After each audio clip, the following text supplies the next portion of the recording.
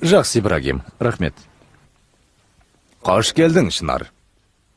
Біз енді атақты Осман Хамди бейдің картинасының иесіміз.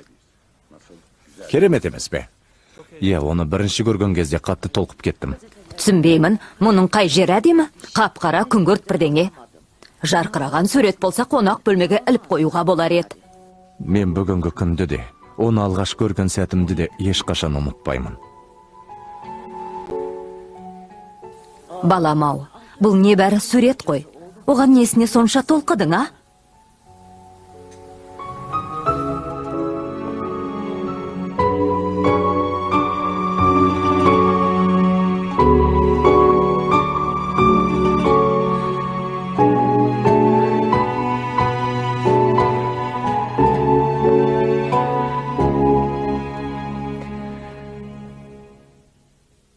Тұра тұршы, не қылған сот шешімін орындаушылар?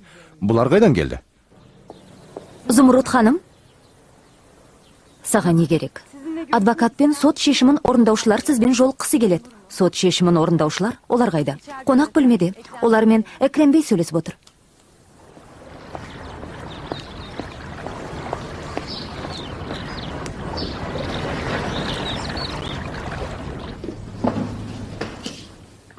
Экрем, не боп қалды?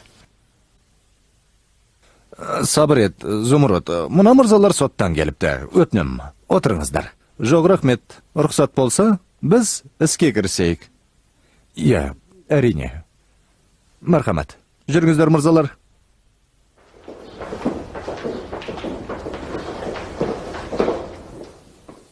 Қалай жайбырақат тұрғанымды көрдің ғой, Лали.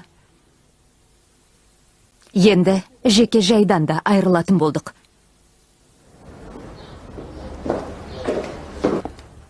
Бұл суретті үйге ілмей-ақ қойыңдаршы. Одан да холдингке апарып біліңдер. Суретті осындыргенімізге неге қарсы боп тұрсың? Балам, газеттен картинаға адамның қаны төгілген дегенді оқыдым. Мұны сатып алмауың керек еді. Сен осы жеке жай туралы да солай дегенсің?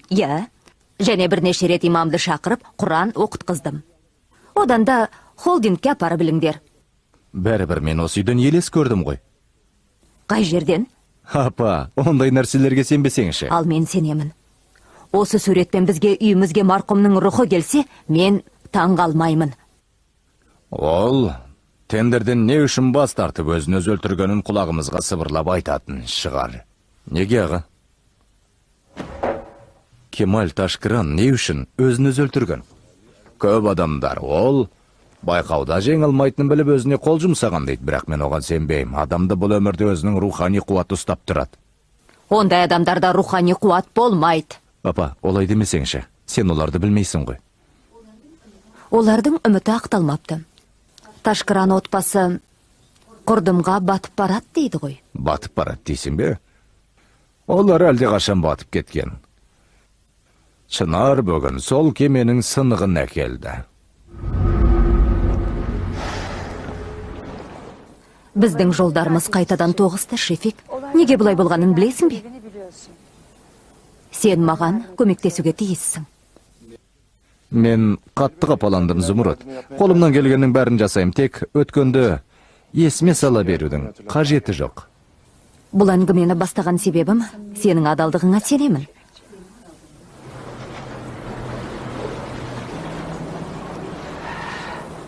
Күзетке байланысты ұсынысым туралы ойлан.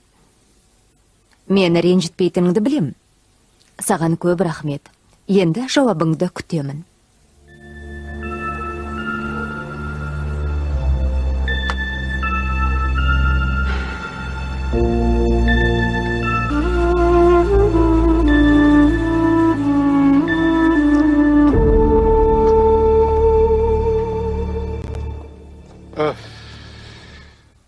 Адвокаттарды әйтеуір шығарып салдым.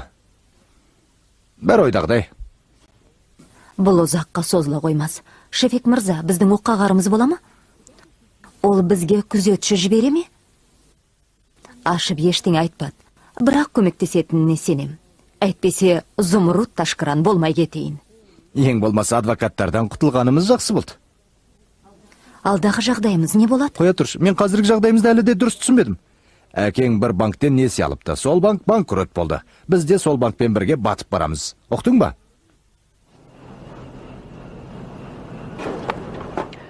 Сурет үшін маған ренжімеңдер. Біз қазір көшеде қалып қоюымыз мүмкін. Бір нәрсені қайталап айта бересіңдер ме? Менің ішім пысты, қыдырып қайтамын. Қызым, жағдайды түсін. Баяғы қайғысыз өміріңді ұмыт. Сіздердің кереміңіз бар. Лали, менімен бірге барасың ба? Жоқ, ешім. Өзің бара бер. Мейлі, өзің біл. Бәріңді сүйдім. Чао. Зымырот, бәрі дұрыс деймін.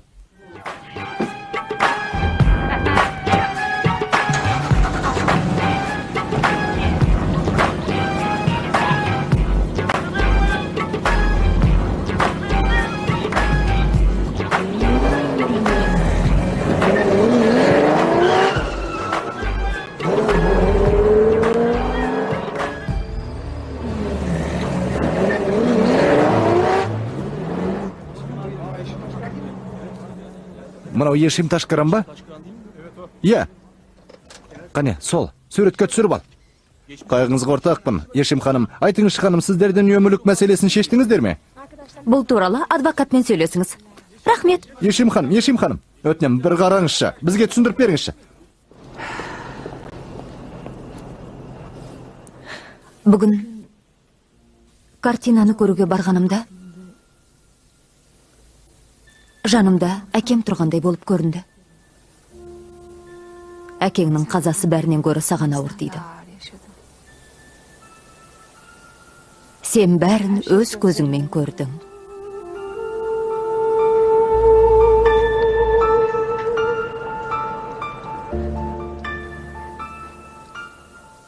Өзін өзі өлтірерден бұрын неге жаңжалдастыңдар? Жұмысында бір қиындықтарға тап болды дедім ғой. Оны тендерден бас тарт деп үгіттепті. Жоқ, екеулеріңнің араларында бірдеңе болды. Жоқ. Ол жұмысқа байланысты күйзеліп жүрді. Біздің арамызда ешқандай ұрыс-керіс болған жоқ.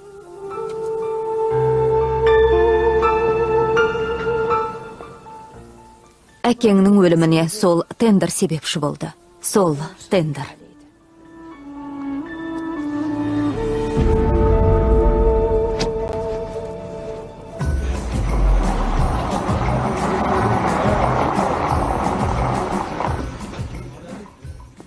Жүр, бауырым. Құтты болсын мырза, сіз бүгін ірі сауда жасадыңыз. Қайырлы кеш. Бірер сұрағыма жауап беруіңізді өтінем. Чынар мырза.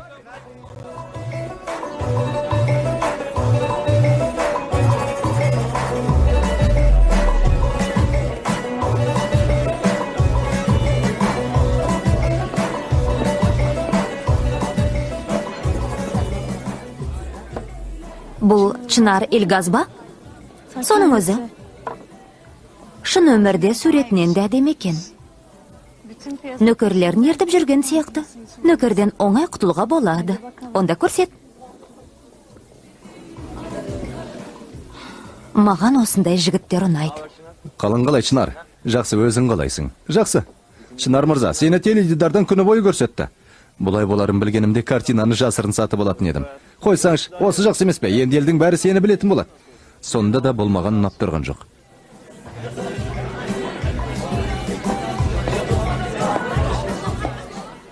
Сәлеметсіз бе?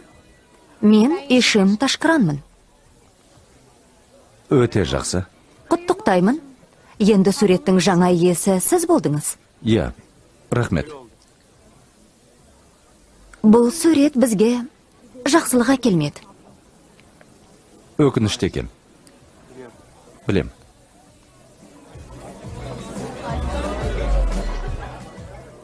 Сізге не берерін көреміз. Иә. Көре жатармыз. Бәлкім бір күні картинаның жаңа орында қалай тұрғанын көруге шақырарсыз. Сізді әрдайым қуана қарсы аламыз. Тамаша. Онда өзім бір күні хабарласамын. Жақсы ма? Кездескенше.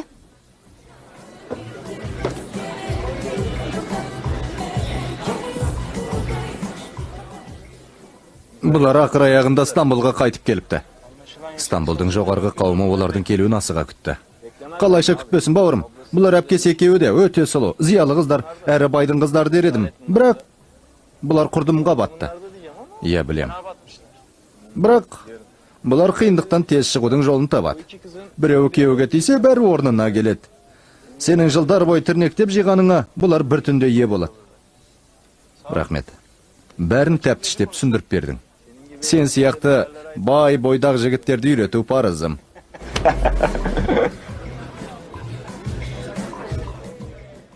Рахмет.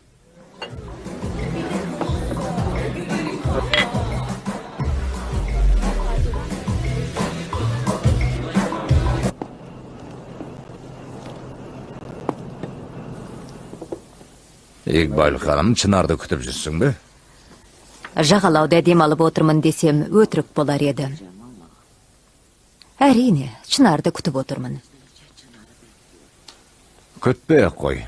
Барып ұйықта. Бұрын, кешкісін, бәріміз жүзімдіктің астында демалып отыратын едік.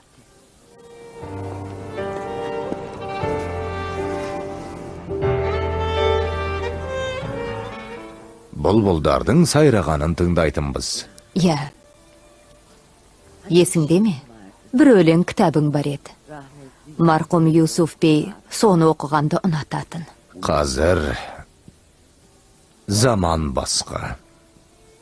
Әр ағаштың әр түрлі себеппен тербелгені сияқты. Әр адамның көзқарасы да түрлі себеппен өзгерді.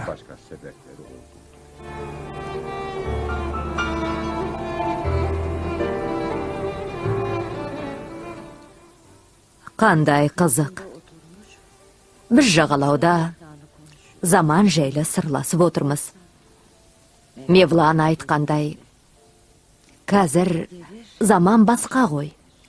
Заман басқа болғанымен, өткен өміріміз біреу. Өмірді қанша рет жаңадан бастасақ та, бәрібір өткенді ұмыта алмаймыз. Ешқашан. Алайда, кейбір нәрселерді ұмытқан дұрыс.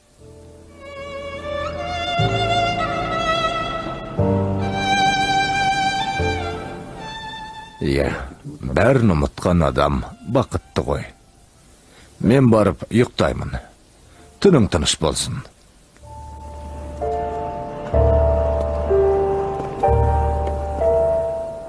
Өзіңнің де.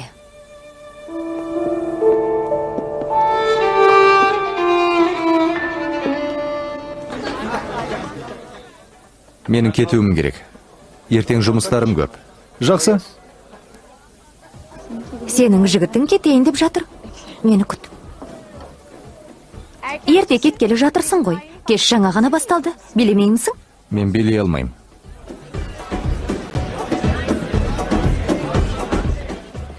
Ол не? Сенен қашып жүрме? Саспа қымбаттым. Бәрі менен құтылмайды.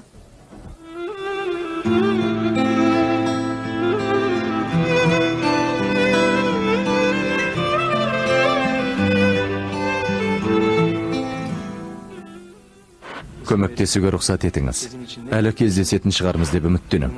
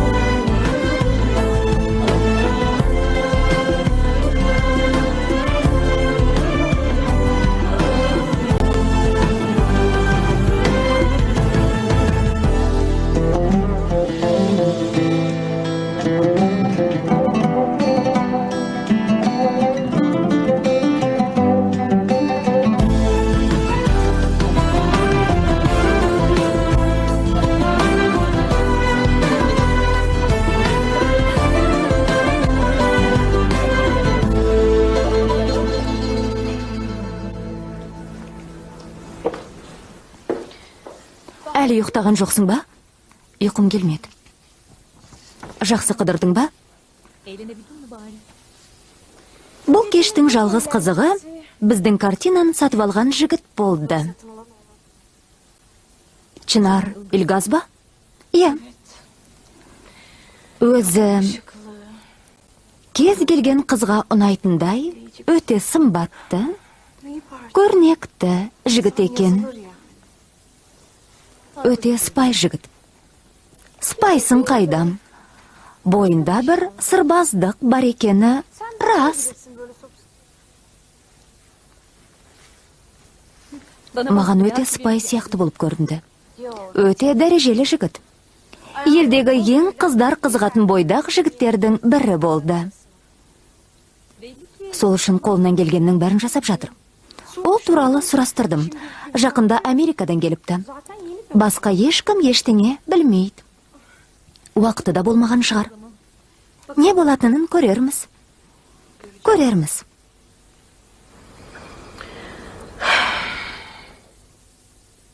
Байқайым, Чынар Илгазға шындап қызыққан сияқтысың.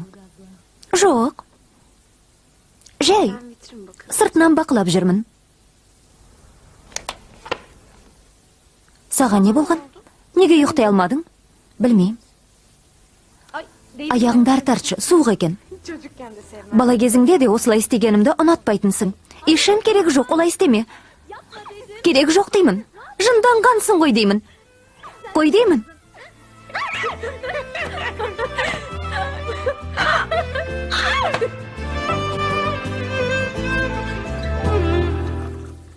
Әкесі қызының көз алдында өлген бекен? Иә, өкінішке орай солай бопты. Газеттерде оны картинаның себебінен талып қалды деп жазып жатыр. Талып қалды ма? Ол кезде қонақ бөлмеде журналистер болған жоқ еді. Сірә, біреу хабар таратқан ғой. Мән берме. Ең бастысы өзіңе зияны тимесе жолды. Хабарды таратқан адамды табам. Біз Кайсериде тұрғанда шешесі газет бетінен түспейтін еді. Енді қызы да солай. Олар туралы журналдан біліп отыратынбыз. Бұлар сондай өмірге үйреніп алған.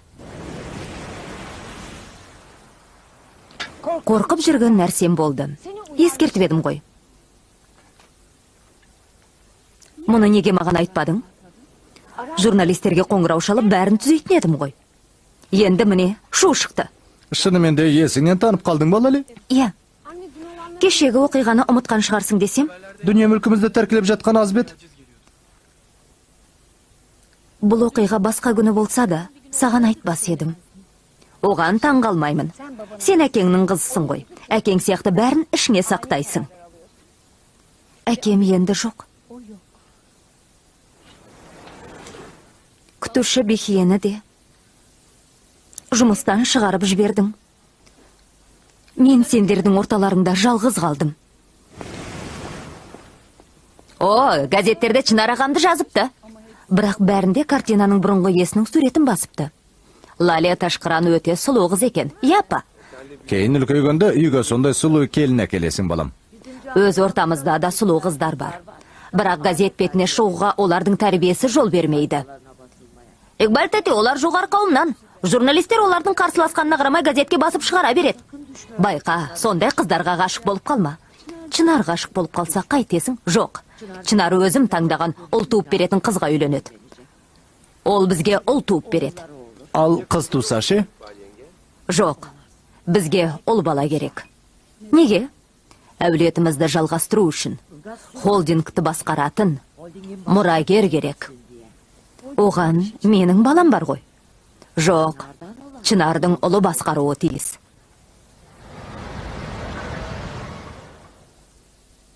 Мен барайын. Ас тәтті болсын.